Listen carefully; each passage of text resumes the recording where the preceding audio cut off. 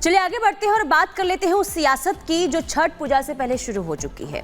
जी हां, देखिए बिहार और पूर्वांचल में छठ पूजा को लेकर जबरदस्त तरीके से तैयारी की जा रही है, लेकिन दूसरी तरफ अगर बात हम दिल्ली की करें तो दिल्ली में छठ पूजा की तैयारी को लेकर सत्ता पक्ष और विपक्ष इस वक्त आमने सामने है। बीजेपी का यह आरोप है कि सरकार की तरफ से छठ पूजा को लेकर कोई व्यवस्था नहीं की गई है और यही वजह है कि बीजेपी अब लगातार हमलावर। रिपोर्ट देखिए।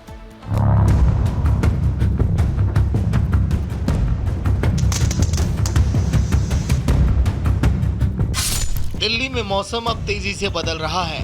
हवा में हल्की ठंड सी महसूस होने लगी है। सुबह सुबह वॉक पर जाने वाले अब ठंड से बचने वाले कपड़े पहनकर निकल रहे हैं।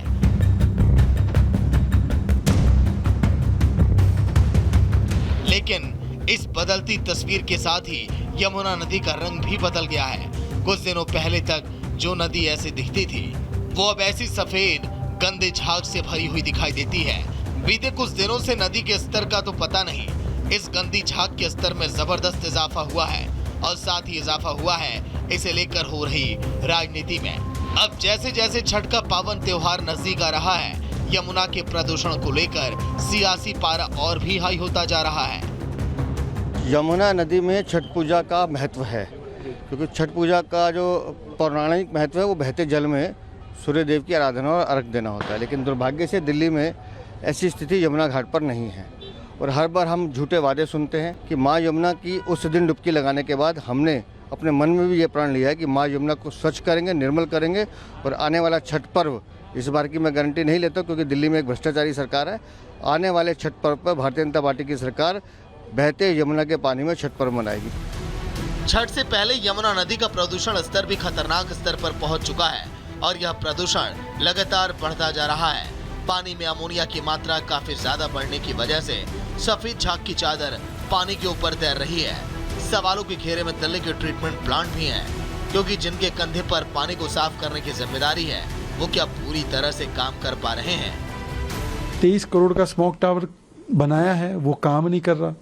अब यमुना की भी स्थिति देखो, 7,000 करोड़ खर्च हो गए, उस पर एक मोटी परत है फोम की, जहरीला पानी है, छठ पूजा आने वाली है, परंतु अब इसका भी दोष किसी और पर डालेंगे। तो दोषारोपण की जो जहरीली राजनीति है, इसके चलते आज हवा और पानी दोनों प्रदूषित है और दिल्ली वासियों की जिंदगी के साथ खिलवाड़ करने का दोष केवल और केवल आम आदमी पार्टी का है। आपको सरकार में बने रहने का क्या हक है जब आप हर बात पर झूठ बोलते हैं? इतने सालों से दिल्ली का वायु प्रदूषण खराबी होता रहा है।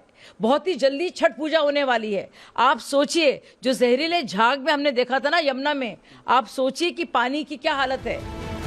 बीते साल भी यमुना में छठ के दौरान लोगों की डुबकी लगाने की तस्वीरें खूब चर्चाओं में थी और इस बार भी इसे लेकर पहले से ही आरोप प्रत्यारोप शुरू हो चुका है। बीजेपी के प्रदेश अध्यक्ष ने यमुना में डुबकी लगाई और बीमार भी हो गए। ऐसे में यमुना की सफाई को लेकर क्या तैयारियां हैं, ये एक बड़ा सवाल है, क्योंकि समय कम है और काम ज्यादा। Bureau report, Republic Bharat.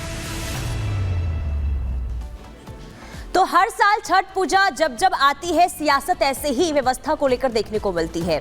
लेकिन आखिर सियासत इस बार भी क्यों हो रही है? तो इसके पीछे की वजह है यमुना का हाल इस बार भी बेहद खराब नजर आ रहा है। तो दिल्ली में यमुना का हाल क्या है, जरा ये हम आपको ग्राफिक्स के जरिए समझाते हैं। देखिए, दिल्ली के 17 बड़े नाले ऐसे हैं जो सीधे नाले में आते हैं यमुना के। दिल्ली में एंट्री के समय नदी में ऑक्सीजन का जो लेवल है वो 9 पर रहता है और ये आपको बता दें कि स्नान के लिए ऑक्सीजन का लेवल जो 9 है वो ठीक माना जाता है। लेकिन इस वक्त यमुना का जो हाल है वो बेहाल किस कदर नजर आ रहा है वो लगातार हम आपको तस्वीरों के माध्यम से भी बता रहे हैं। लेकिन आपको ये बता दें, क्योंकि झाग जो है वो यमुना में काफी देखने को मिल रहा है, जिससे कई बीमारियां भी उत्पन्न हो सकती है। और यही वजह है क्योंकि हजारों की तादाद में जो छठ पूजा करने के लिए व्रती होती हैं वो यमुना नदी में खड़ी होती है। ऐसे में किसी तरह की कोई परेशानी ना हो, इसे लेकर सियासत देखने को मिल रही है। बीजेपी लगातार सरकार पर हमलावर। फिकल मैटर का इंडेक्टर 1200 पहुंच चुका है। 36 किलोमीटर का सफर तय करने के बाद आपको बता दें कि ऑक्सीजन का लेवल जो है 0 हो जाता है और जबकि फिकल इंडेक्टर 9 लाख तक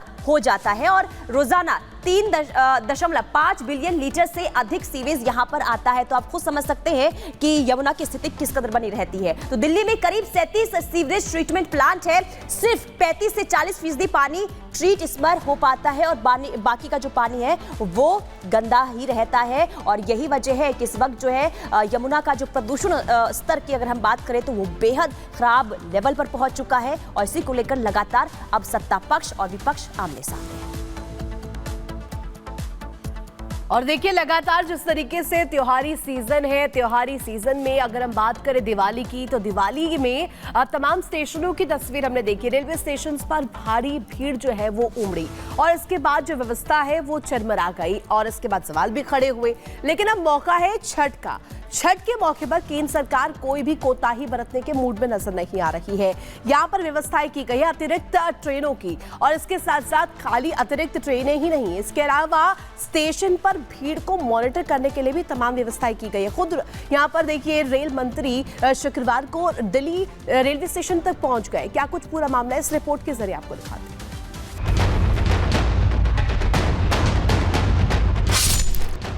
छठ का त्योहार, स्टेशन पर हाहाकार, यात्रियों की भीड़ भारी, रेलवे की कितनी तैयारी। दिवाली के दौरान जिस तरह से ट्रेनों पर सीट पाने की जद्दोजहद दिखी, उसके बाद तो रेलवे की व्यवस्था पर सवाल उठने लगे थे।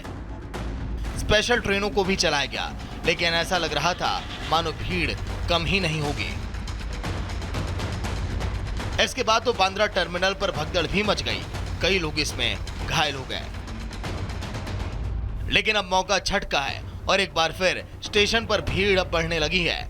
बिहार के साथ जहां जहां भी ये पावन त्योहार मनाया जाता है, वहां के लोग अब बस घर जाने की तैयारी कर रहे हैं। सुबह से ही लोगों की लंबी कतार स्टेशन के बाहर दिखाई दे रही है। लोगों की कोशिश है कि ट्रेन मिल जाए और वो भी समय से घर पहुंच जाएं। हालांकि इस बार रेलवे की व्यवस्था दिवाली से बेहद अलग दिखाई दे रही है। आनंद विहार की ये तस्वीर देखिए। यहाँ लोगों के लिए बाकायदे ट्रेनों की पूरी जानकारी देने की व्यवस्था की गई है, ताकि लोग सही समय और सही स्टेशन के बारे में जान सकें। रेलवे के अधिकारियों का कहना है कि आने वाले दिन के लिए वो और भी अच्छी व्यवस्था करेंगे। एरिया में 52 रेगुलर ट्रेन हैं जो ईस्टर्न यूपी, बिहार, बंगाल, झारखंड पूर्व के क्षेत्रों की तरफ जाएंगी। इसके अलावा 22 से 23 स्पेशल ट्रेन हैं, मतलब 74 से 75 ट्रेन हैं जो पूर्वी क्षेत्रों की तरफ दिल्ली एरिया से जाएंगी। कल 71 स्पेशल ट्रेन चलाएंगे और इसके अलावा ट्रेन ऑन डिमांड भी चलाएंगे। जैसे आवश्यकता महसूस होती है तो हम ट्रेन ऑन डिमांड भी चलाएंगे। छठ में घर जाने वाले यात्रियों को किसी भी तरह की परेशानी ना हो, इसे लेकर केंद्र की सरकार बेहद गंभीर दिखाई दे रही है। खुद केंद्रीय मंत्री अश्विनी वैष्णव देर शाम दिल्ली रेलवे स्टेशन पहुंच गए और तैयारियों की समीक्षा की। दीपावली और छठ के लिए पिछले साल के कंपैरिजन में काफ़ी ज़्यादा ट्रेन्स की व्यवस्था की गई है।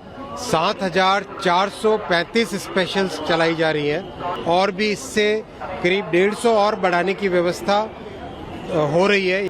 कल शाम तक करीब 51 लाख के आसपास एक्स्ट्रा पैसेंजर्स इन स्पेशल्स का लाभ उठा चुके हैं और हर जगह पैसेंजर्स को कम से कम तकलीफ हो, आराम से सुविधा से जा सकें, वैसी व्यवस्था की गई है।